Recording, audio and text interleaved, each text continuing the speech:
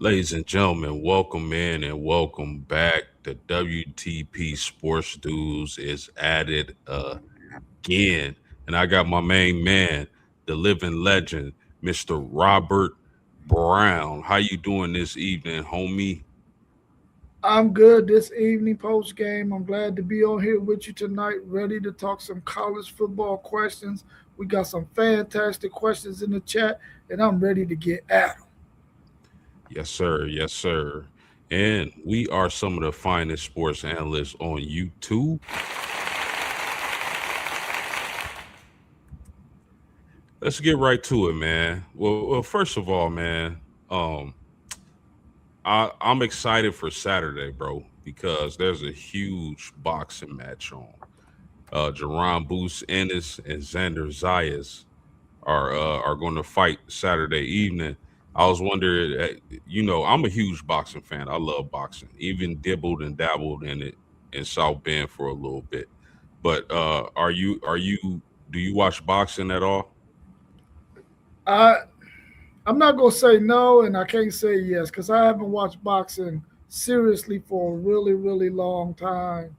Unless it's a major fight, I'll try to catch it. But usually the main fights come on a little bit too late at night for me, so I usually don't get to catch them. Fair enough, man. I'm really excited for Saturday. You got a good one with Jerron Bucenis and Xander Zayas. It's going to be an amazing fight. So that's what I was catching up on when I got off work today. But anywho, we'll get right into it because y'all came for the college football talk. So I'm gonna start it off like this, Rob. In your opinion, who has the most dominant offensive line going into the season?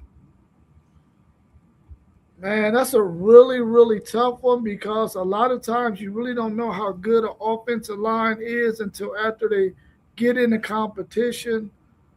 If it, I'm going to say Ohio State because of all of the returning experience that they have. But I think there's about three or four teams that is really right there together. You got Ohio State, you got BYU, you got Notre Dame, and you have maybe the LSU team and what they've been able to get over there. But Ohio State last year they were moving some guys around because they had some injuries. But this year though, that unit gets to come back, and I think they're going to be one of the most experienced units and a really good offense. So I'm gonna go with Ohio State right now. Ohio State is a really good pick. You mentioned some of the better offensive lines in the country, that being BYU, Georgia, Indiana, teams like that. What does it take? Do you think Texas has the talent to be in the upper echelon of offensive lines in the country next or this coming season? I really do, simply because their returning center, who played the last 6 or 7 games at the center position, is returning. We know how critical the center position is. He's a bigger guy. I think that him returning at that center position, you return Trevor Gooseby, who I feel like is going to be a top 15 draft pick in the NFL draft coming up next year, along with bumping Brandon Baker into the inside, and then getting two proven veterans to fill in at that left guard position and that right tackle position. I think Texas's offensive line is going to be really, really good. The thing that concerns me about them is they didn't have a really long time to jail, so they're going to have to really do some things during fall ball to really get up to speed with each other in jail, which has been the issue with Texas last year. Rather, that was the issue with Texas last year. Interesting. Let's welcome to the show T1 and City League TV. How you doing this evening, homie? Pretty good, pretty good. Tired, but good. All right, man. I'll go right to you. Who do you think has the most dominant offensive line going into the season? Mm, it's a hard one for me. Uh, we got a whole lot of experience coming back on that offensive line at Ohio State, and I'm gonna be all the way just biased on this. I'm looking for my offensive line to show their experience and be dominant and be a major part of our offense this upcoming season. No doubt about that. I mean, like I mentioned before, like Rob mentioned, there are a lot of really good offensive lines in college football who could have the title of most dominant. I would say Notre Dame if Charles Jagasaw and Ashton Craig is healthy and plays this season. If those two players are able to play and are healthy, I think Notre Dame will have the most dominant offensive line. But until that is proven, man, I'm gonna say Georgia. I like the athletes Georgia has accumulated in their offensive line room. I think if Notre Dame isn't able to get healthy, then I think Georgia will have the most dominant offensive line. Y'all got anything else on that? Sir, All right, let's move on then. And I'm gonna start with you on this, Rob. Which wideout is most likely to challenge Jeremiah Smith for the Bolitnikoff Award? We all know Jeremiah Smith is the best wide receiver in college, but can somebody come this season and kind of steal the show? For whatever reason, it may be that Ohio State is running the ball more. It may be he has less opportunities to catch passes because we know they'll have a new offensive coordinator. It may be they blowing teams out and he's sipping Gatorade in the second half. But whatever the reason, what do you got to say on this, Rob? I mean, I think Malachi Tony will definitely be someone who will be able to challenge Jeremiah Smith for the Bolitnikoff Award. I really feel like he might be the only one. I mean, if you look at Cam Coleman over there at Texas, he's going to have some other guys that are going to demand the ball as well. And I know Arch Manning is one who's going to spread that ball around. I really feel like Malachi Tony might be the only one because he's going to be so featured in his offense, much like we expect Jeremiah Smith to be, that he might be the only one that will be able to contend with him for that award. So I'm gonna go with Malachi Tony. T1, what you got, man? Can I, anybody challenge Smith for that award? I have the and actually, I mean, to answer that, yeah, probably any receiver that's catching balls in college football. I mean, we know who the best receiver in college football has been for the past 2 years. I could even probably say for his freshman season, and he's still yet to win this award. So I'm going right. I'm going with Tony, just right like with Rob. I think that's the probably the most next talked about receiver, and you've heard multiple people say that he could possibly challenge him for that award. But Ohio State is going to feed Jeremiah Smith the ball, and that's something that everybody needs to understand this year. He's going to get fed that ball. He hasn't been fed, although his numbers have been great, but they have not force fed him, and you're going to see a lot of force feeding this year. But I'm gonna go with Tony, and man, I just don't know what Jeremiah Smith has to do to win this award, and especially with them saying that. I mean, every single year they're saying he's the best receiver in college football. He can go 1, 2, or 3 if he was to enter the draft, and that was starting as a freshman. So this is actually one of the weirdest awards that I've seen in a long time, with him not being able to capture this award. Okay. And that's why I asked the question because we all know Jeremiah Smith is the best wide receiver in the country, right? But what if Malachi Tony gets more opportunities? What if Deuce Robinson in Florida State is force fed the ball? You know, somebody could come along and have a huge statistical season and kind of outshine Smith if they don't make it a priority to get him the ball. I don't think there's anybody who will. I think this is his award.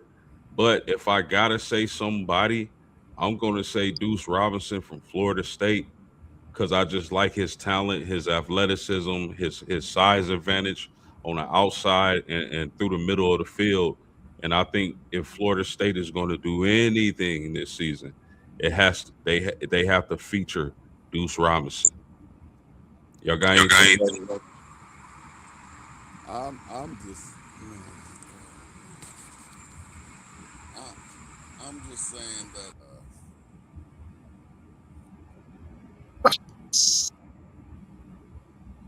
I don't. Can y'all hear me? Yeah, we can hear you now.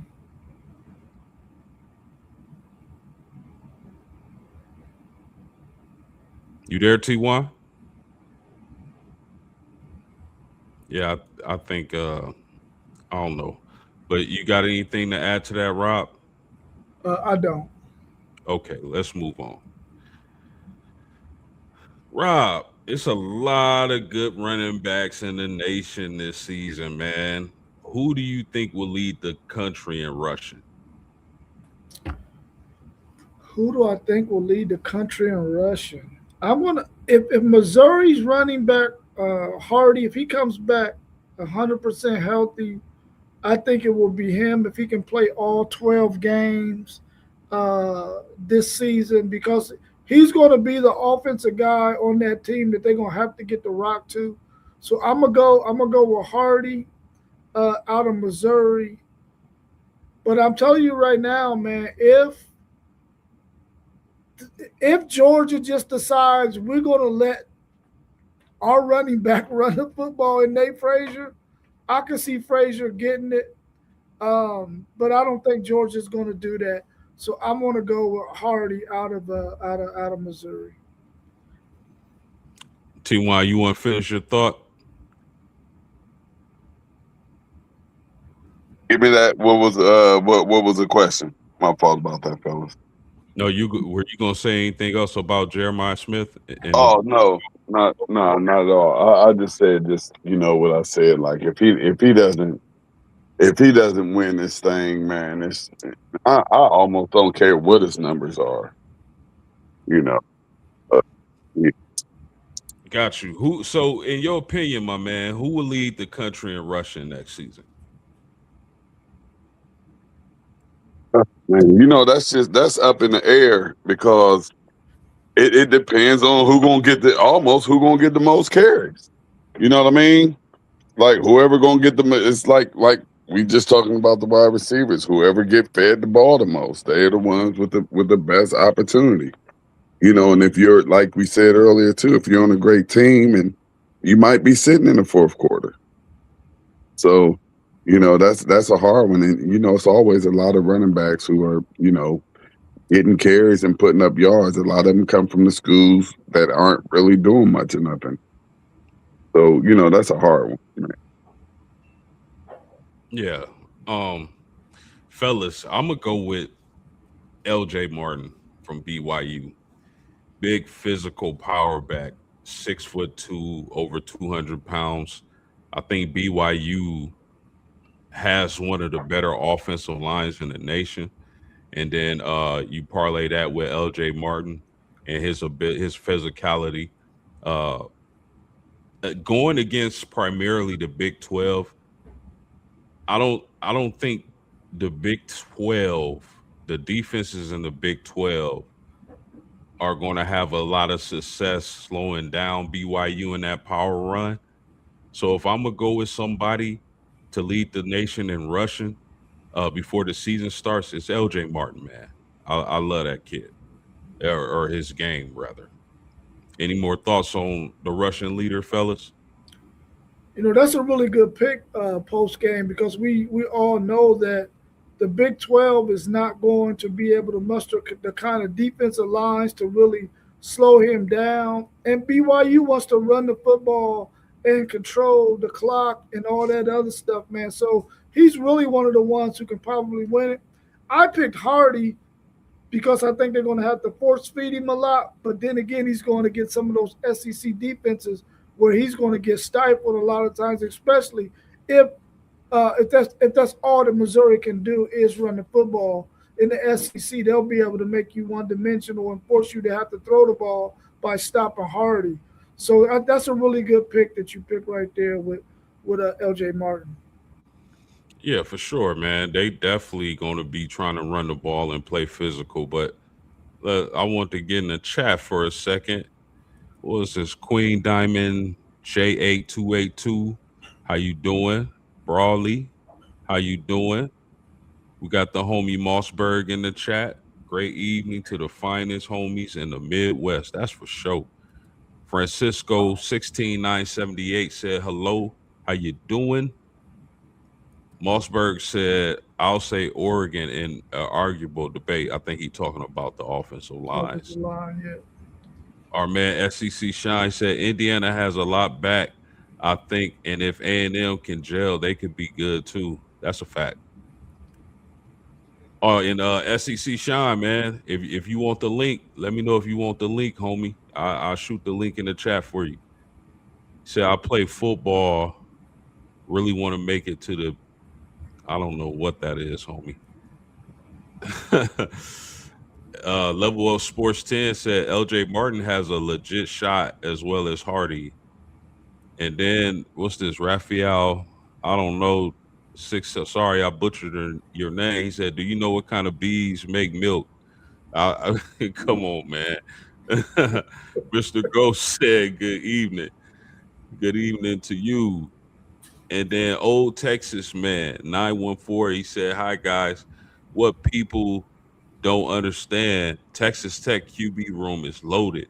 If Will Hammond can't go on, we got Lloyd Chubbs Jones the third.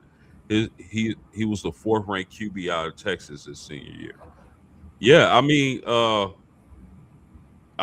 would say I won't make the mistake of leaving Texas Tech for dead. They got a really talented roster and they spend a lot of money to have a really talented roster, as any other team in this NIL age does. But Texas Tech definitely has a talented roster. You got anything on that on Tech, Rob?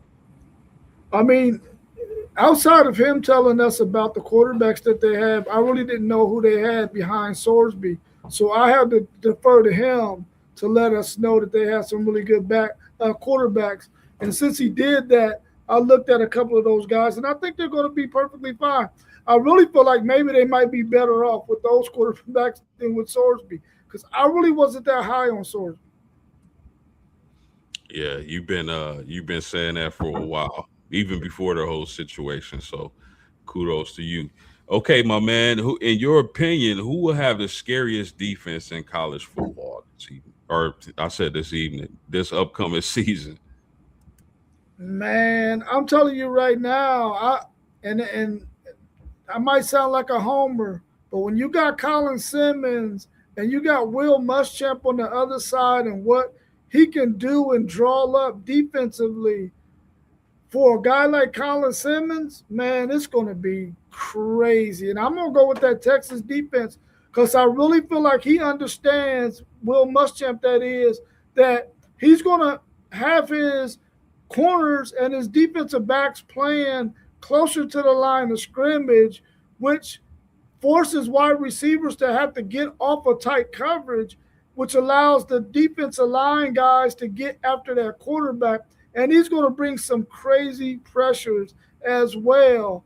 And I think he's going to have quarterbacks and offensive lines really in a pickle, man. He's gonna put a lot of teams in a blender. And when you got a guy like Colin Simmons, that defense is gonna be really, really scary. And you got sideline to sideline linebackers, smaller guys, but they're really physical and they can go sideline to sideline. So I'm gonna say Texas right now. Okay, I respect that, Rob. I mean, because it's not. I don't think anybody who watches us can say that you're a homer. You know, you get on here and you give your honest opinion. So you say Texas, I'm with it. For me, they might also say I'm a homer, but I'm just analyzing what my eyes see and what I've heard. I'm going with Notre Dame having the nastiest defense or the scariest defense heading into the season. The reason why I think Notre Dame is that team, anytime you got a shutdown corner like Leonard Moore, long rangey corner, intelligent, physical, he has everything. Speed, He has everything. That's a guy who can lock down your best offensive weapon. We seen last year when he was matched up against Makai Lemon in that slot, going from the boundary to the slot and matching up with Makai Lemon and pretty much making a huge difference in that game. Anytime you got a lockdown corner who can take out your main offensive weapon, that receiver, I think that's the start of a great defense. Now, the another part of that secondary is getting DJ McKinney from Colorado, who played extremely well with the Heisman Trophy winner down at Colorado when Shadur Sanders was there. So I like the length and athleticism as or for DJ McKinney as well. And then that second, the safeties are athletic and they're playmakers, man. Don Schuler, man, Tate, Bronte Johnson, who's another freak at free safety. Then you talk about the linebackers, bro. Versatile linebackers, and they can throw their linebackers at you in waves. And I think I heard one of the college shows talking about Notre Dame having the best linebacker group in the country. And then you talk about that defensive line, getting Charlie Partridge as the new defensive line coach, one of the best defensive line coach in America, pros or college. I think having Bubakar Troyer in his second year removed from the ACL, I think Bryce Young, he has to take off this season, but he has the tools to do that. Getting Francis Brew in the transfer portal, getting Ti and Gray in the transfer portal. These are really good defensive tackles.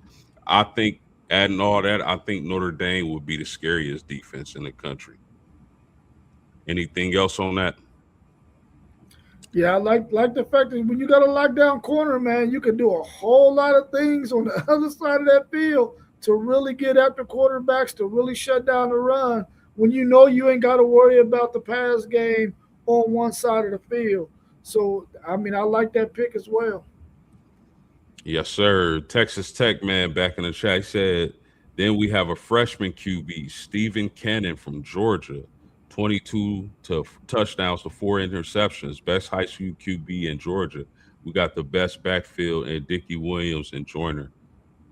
Then Texas Tech man said, I got Dickie or Joyner. BYU couldn't get through Texas Tech last year.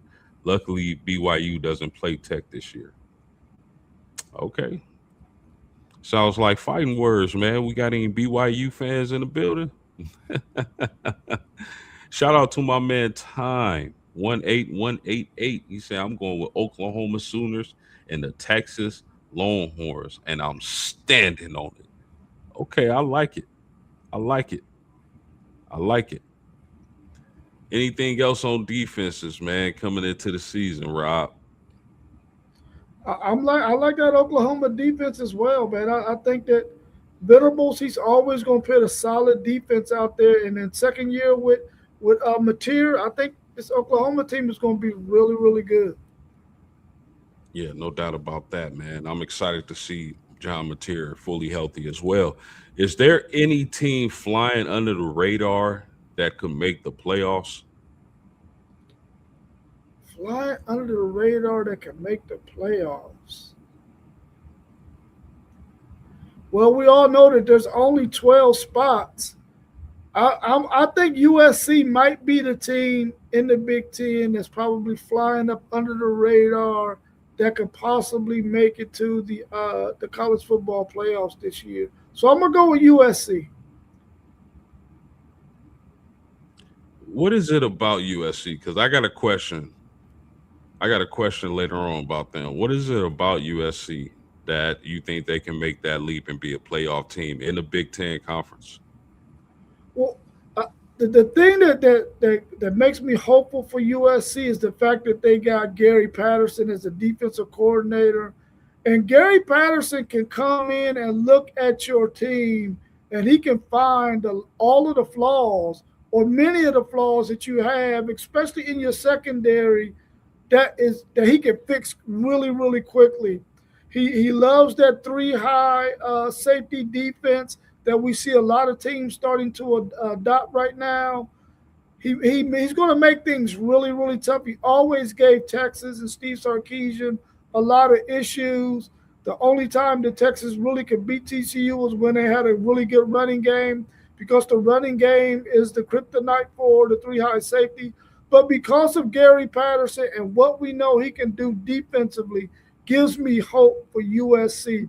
Because I think having him could get them one or two more wins on their schedule from a defensive standpoint. Okay, okay, I can dig it. I For me, man, and SEC Sean in the chat, he said it. I think if there's going to be a team that flies under the radar and makes the playoff, they're coming from the Big 12. I know we all expect Texas Tech and BYU to be the cream of the crop when it comes to Big 12 football. But as we said plenty times before on this podcast, the Big 12 oftentimes is unpredictable. I'm gonna say Houston is my dark horse. I like them getting Makai Hughes.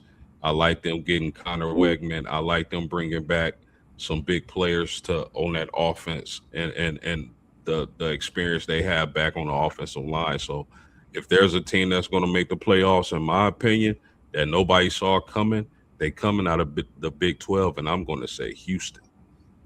Any final thoughts on that, my man? I like that UNLV pick from Tim 18188. I feel like UNLV has been right there on the edge of trying to make it out of those teams from the group of five. And this might be the year that they make it, man. I really like that UNLV team. I think that they could have probably got Boise 2 years ago. Last year, they took a little step back, losing Brendan Marion, who went on to coach, I think, at another lower level school, but now he's over there at Colorado now. But offensively, I think UNLV might be better in their second year with their offensive coordinator. So I'm anxious to see what they look like. Interesting, interesting. What you think about this, Rob? Let me find it. Uh, your man Texas Tech man in the chat. He says, Manning will choke at least 2 games. I don't think so this year, man. I think everything that he went through last year is behind him. I feel like he's going to go out there and operate at a really high level. And the thing about that also is he got so many freaking weapons around him that he only got to do what he got to do. He doesn't have to be a Superman and put on a cape with that offense that they're going to have and with the play calling from Steve Sarkisian. He's going to be perfectly fine, and I guarantee you he's not going to choke at least 2 games. Texas might lose 2 games, but it definitely won't be because of Arch Manning. Interesting. Yeah, I really I also like the running backs y'all were able to grab out the portal. I know I've said that before on past podcasts. I really like Relief Brown. I really like Hollywood Smothers. But how about Texas Tech, man, in the chat sending shots? Hey, as a Texas Tech fan should, whenever you got a Longhorn on the channel. For sure, for sure. Um,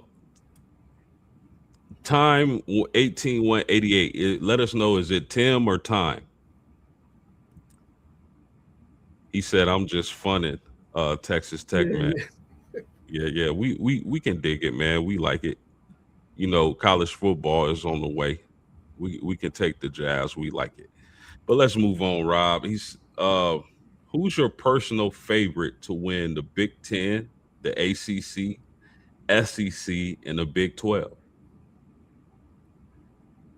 In the Big Ten, I'm going to go with Oregon. I think Oregon is going to be one of those teams that if they can stay healthy, especially at that wide receiver position, I think they're going to be the team that comes out of the Big Ten and wins the Big Ten.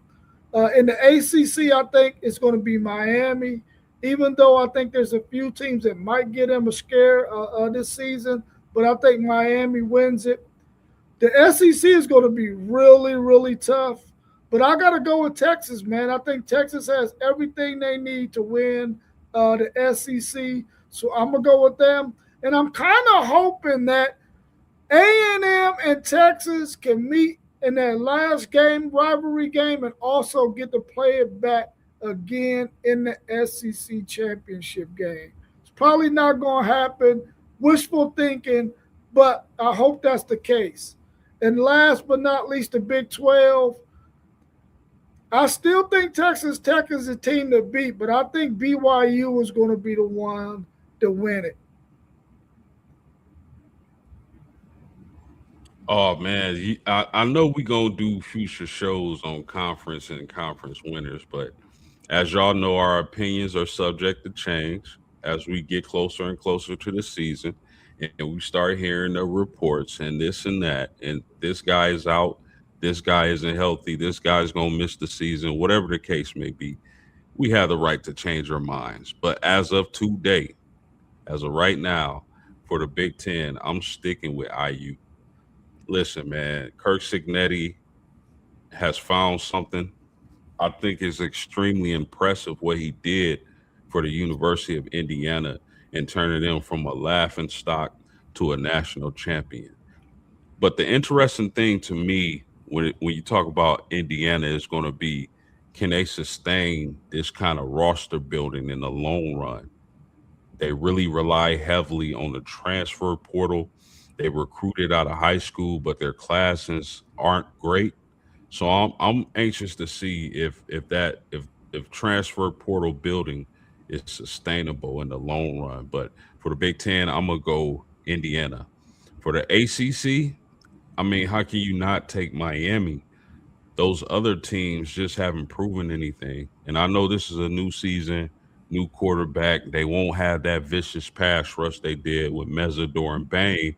But I still think Miami is going to be one of the better teams in the country. I think that offense could be a little bit better than when they made their national championship run last season. So I'm taking Miami in the ACC. The SEC, I mean, if you've been around, you heard me talk about Texas. I really like what Texas has done in the transfer portal.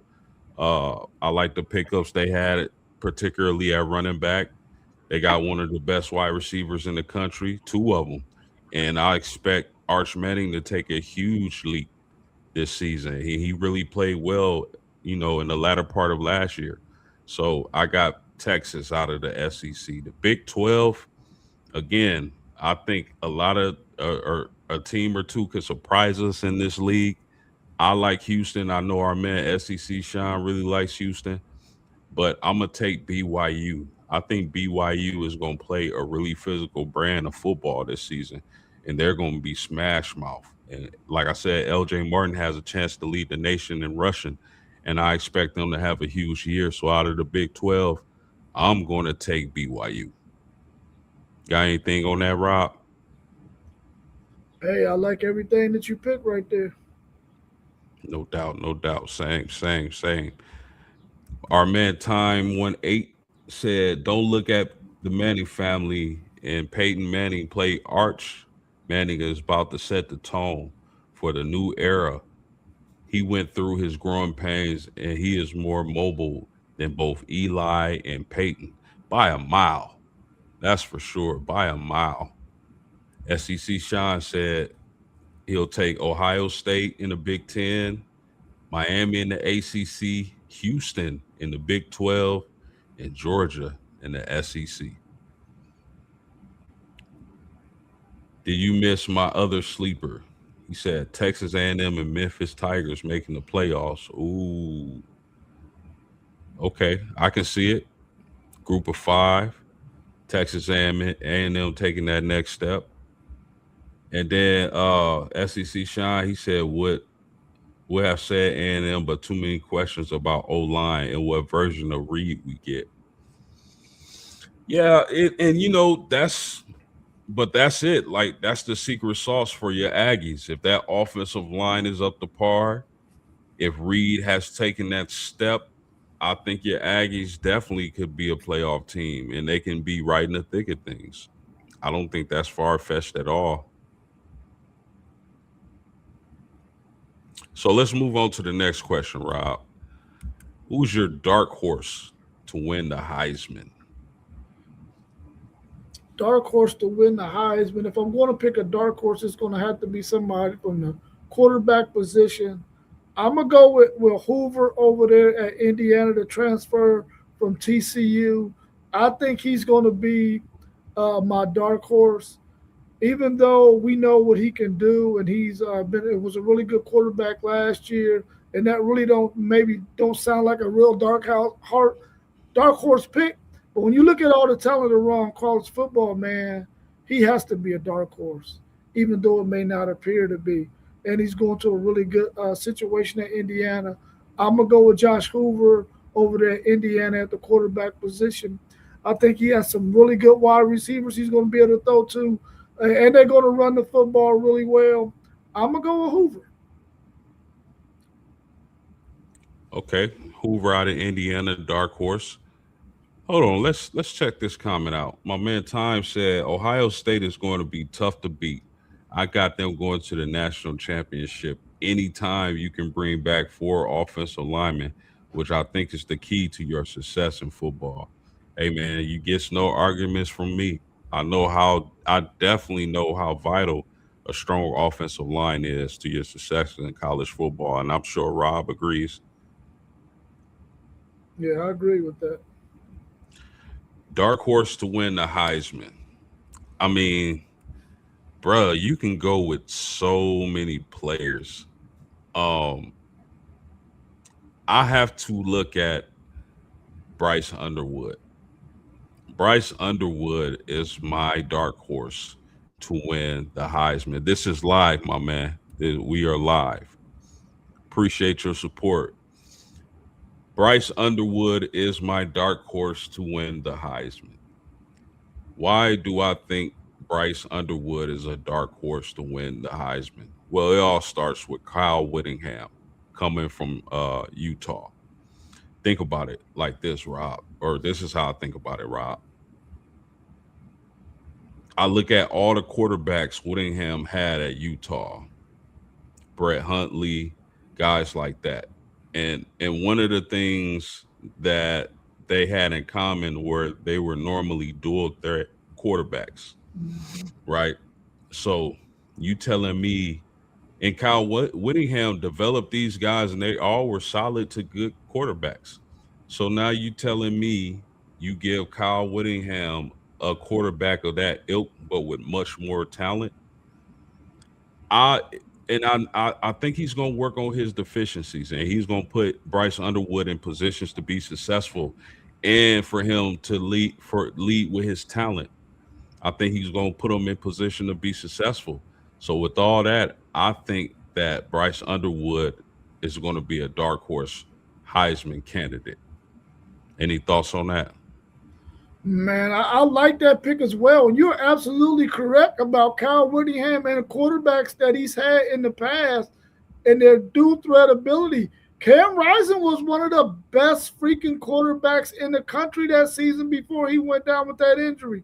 We know what the quarterback before him did. You just said his name and it just escaped my brain that fast. But I really liked him. Only game he didn't have a good game wasn't it was in that bowl game against Texas. But I really like him, and he's still in the NFL, so he's still cashing checks. I really like what Cal Whittingham does with his quarterback, especially when they got dual threat ability, and I think he's going to bring out the best in Underwood, in my opinion. I think he's going to do a phenomenal job, and I think that's a good take right there, post game. Yeah, no doubt. I mean, it just makes sense to me. Like this is what he's been working with his entire career. And you were talking about Brett Huntley, I believe. Huntley, yeah, yeah.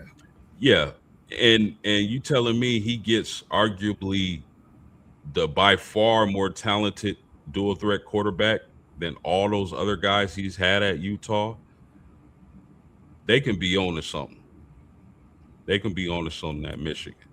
Let's welcome in the homie Mossberg of Level Up Sports 10. How you feeling this evening, dog?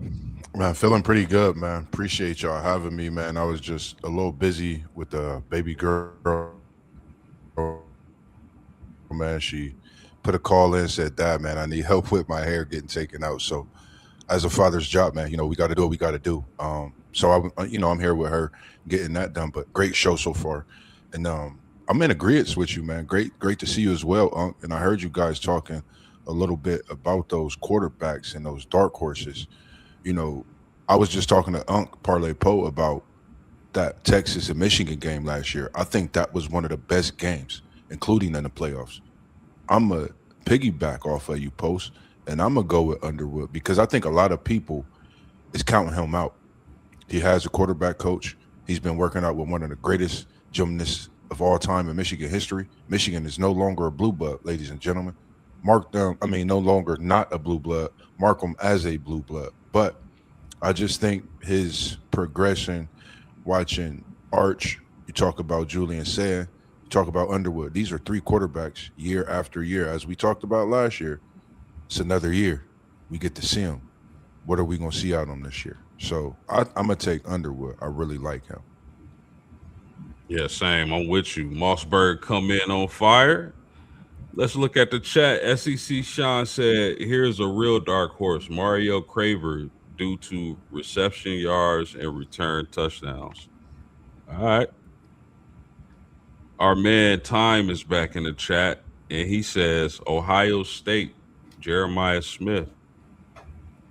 He also says Marcel Smith from Texas A&M or Marcel You talking Reed, about maybe. Reed? Yeah. Yeah. I believe that his name in Miami Hurricanes got a player. I forget his name, but he is going to be a surprise pick. You know what? Time a lot of the homies mentioned Malachi Tony as a guy who can win a Bolitnikov, and rightfully so, right?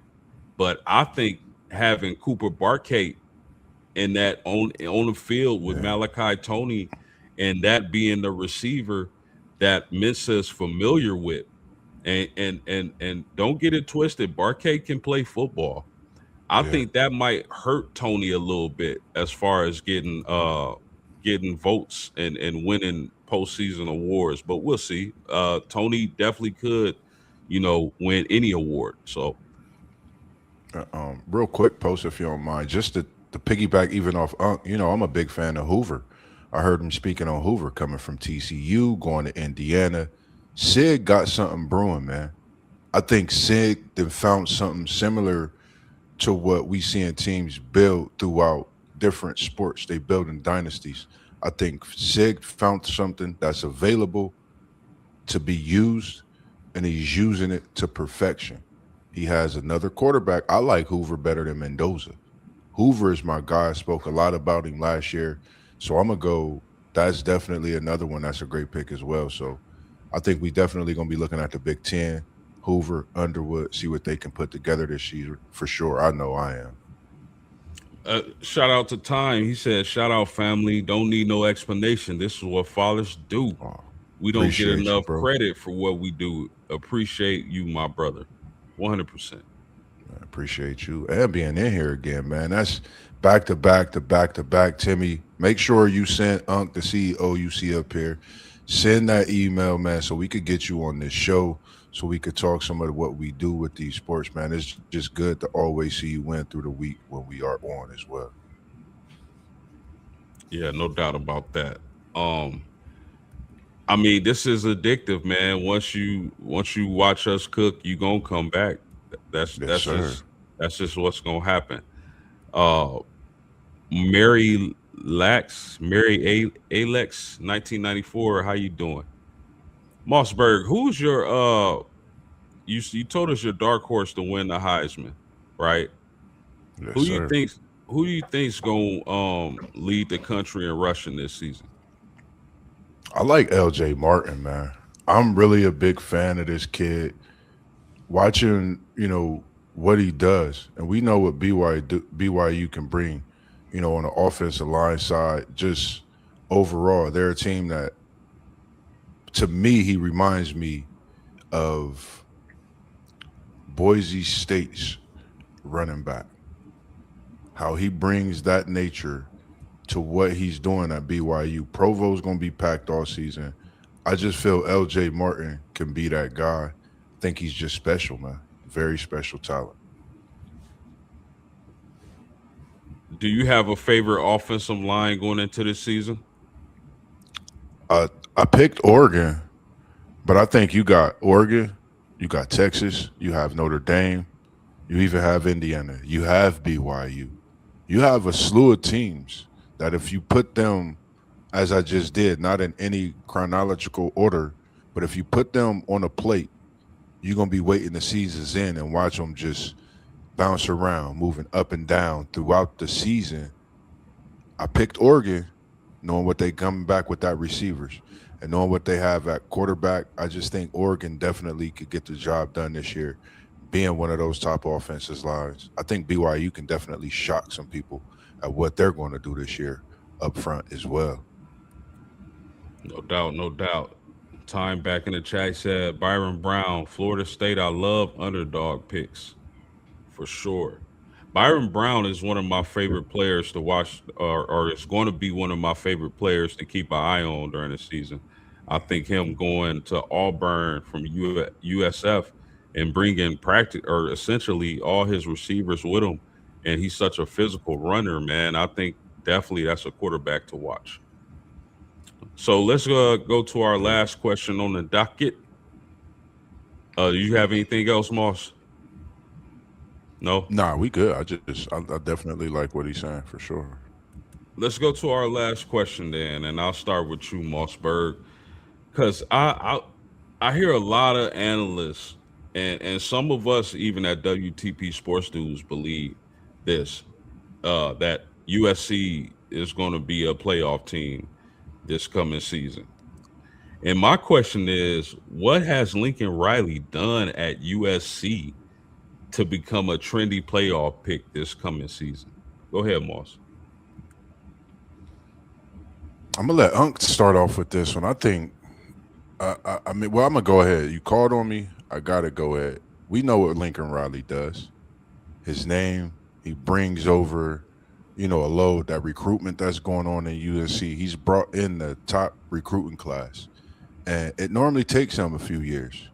Once he get his class in, once you see the like for me, I've seen USC be right there. Just a loss, maybe a turnover, maybe a mishap during that game has cost them that moment to move ahead. So I think this is a year that all of those things are put to the side.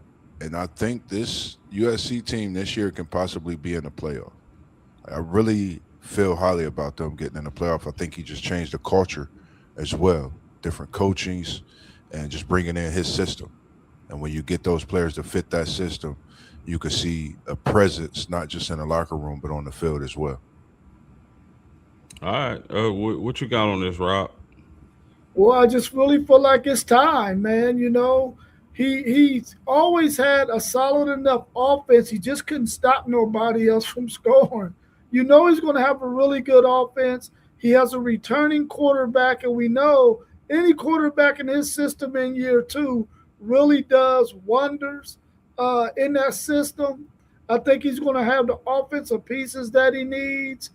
But like I said earlier, I think the fact that he got Gary Patterson as his defensive coordinator is going to be what really propels Lincoln Riley possibly into the playoffs this year.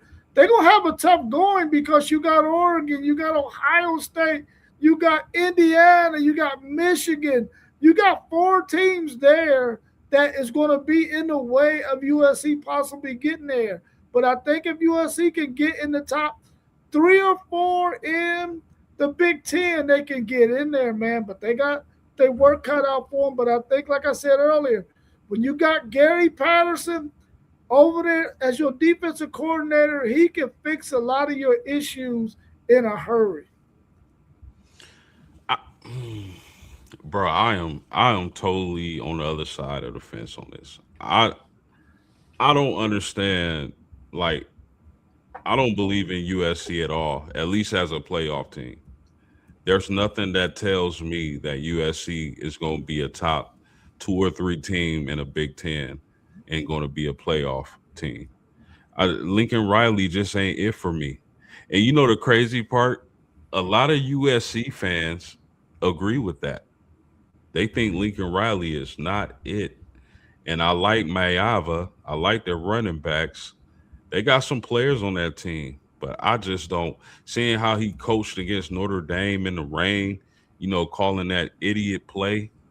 where it was a backwards pass and wide receiver throw in. Man, that was my little son could have called a better play than that. But Yeah. I just don't understand all the love USC has been getting across the board. I don't.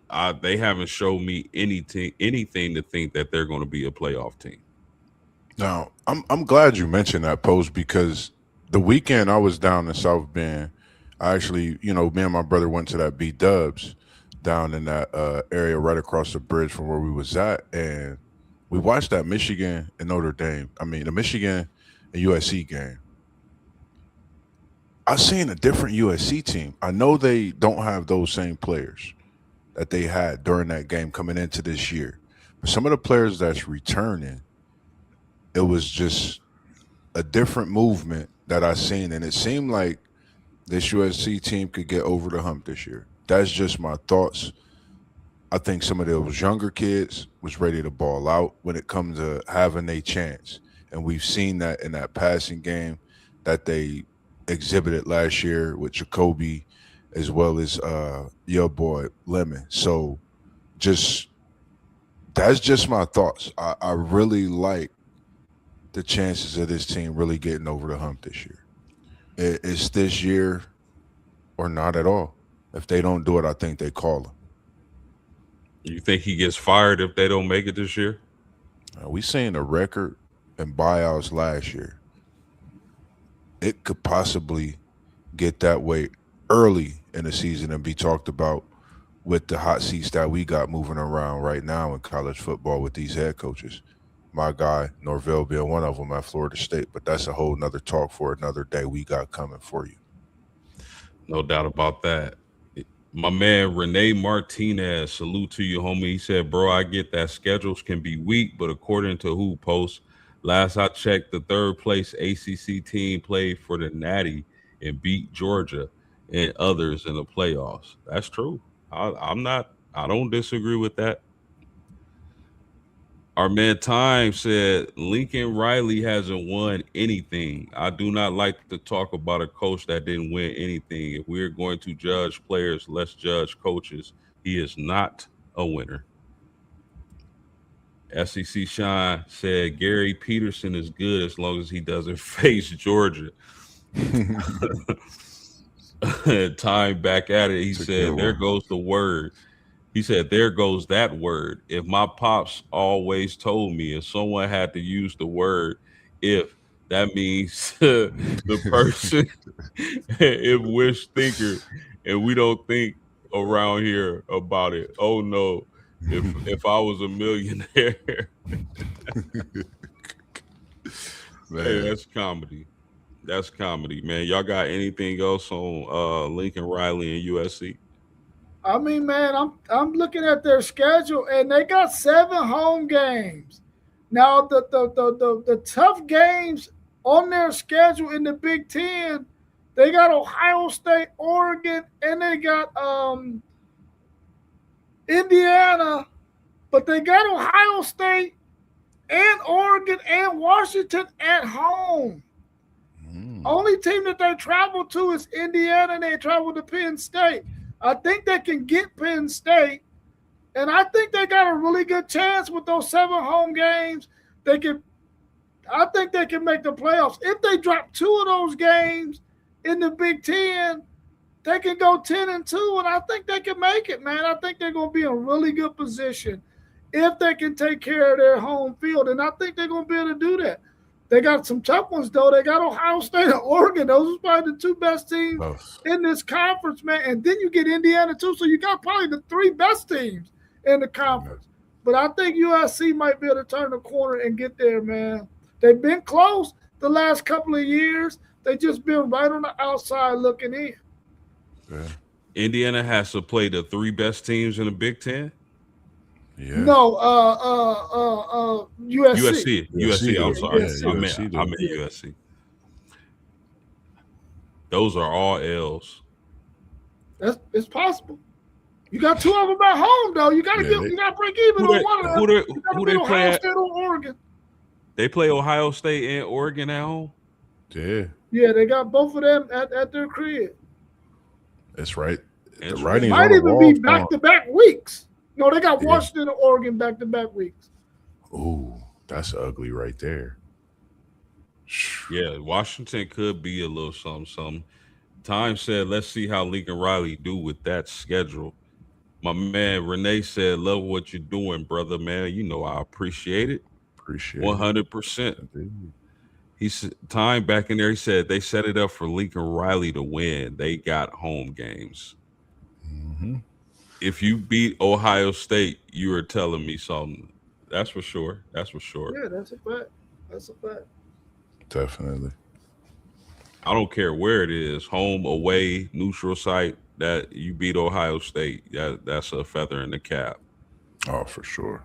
Y'all know why it's set up that way is to make money. You know how much money is going to be at that game.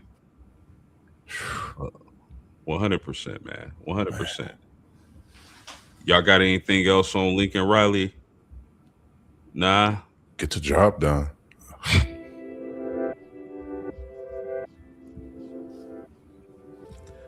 Man, that was some really good college football talks, man, and I appreciate my brothers, man, for coming in and cooking with me.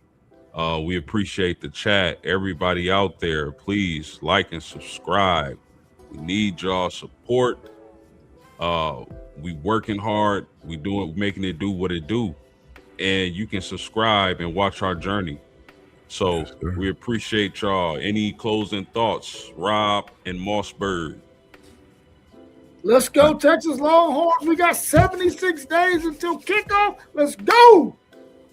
Man, college football season is near. NBA draft came and is gone. Mossberg just been working on something special, man. I'm not saying nothing else about any conversations, man. I'm just, working on the outside and definitely hearing the phone calls coming in and the messages, and that's definitely what I'm working on bringing you all. So just stay tuned. That's all I can say is stay tuned. And when I say stay tuned, it's something, just stay tuned. That's all I'm gonna say, man. I'm just constantly working, trying to bring something special to it all for sure. Oh, no doubt about that, man. Appreciate y'all. Hit that like, hit that subscribe. For Rob at WTP for Life, from Mossberg of Level Up Sports 10, and myself, Post Game of Post Game Sports. We out of here. Peace. Peace.